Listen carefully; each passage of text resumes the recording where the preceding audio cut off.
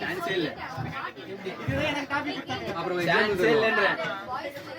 எப்படி சொல்றான்? 10 ரூபா கூட அவனுக்கு லாஸ் கிடையாது. நான் சொல்றேன் 10 ரூபா கூட அவனுக்கு லாஸ் கிடையாது. அந்த கருப்பு நான் வச்சிருக்கேன். அவன்லாம் எங்க சேர்த்து கொண்டானே லட்சம்.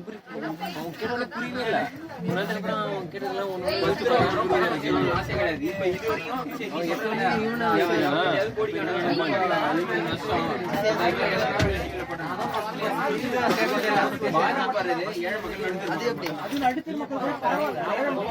சரி இது வரைக்கும்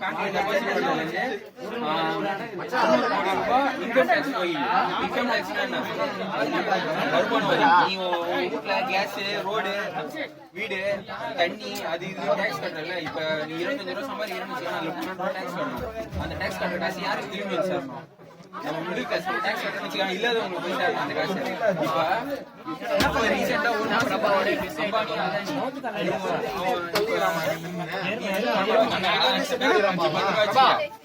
10 ரூபா வச்சு தொழில் பண்றேன், உனக்கு காசு வேணும், நீ வந்து 20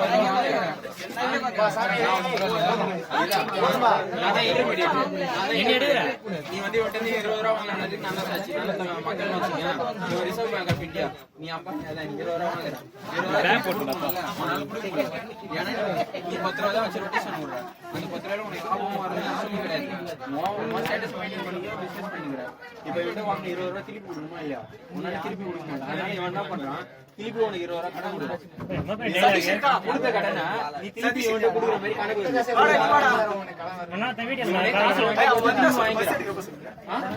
மக்கள் வாங்கிக்கிறான். ஆனா நடுவுல இருக்கிறேன் எனக்கு என்ன தெரியும், கொடுத்த காசு நீ திரும்பி கொடுத்துருதான் கணக்கு புரியுதா?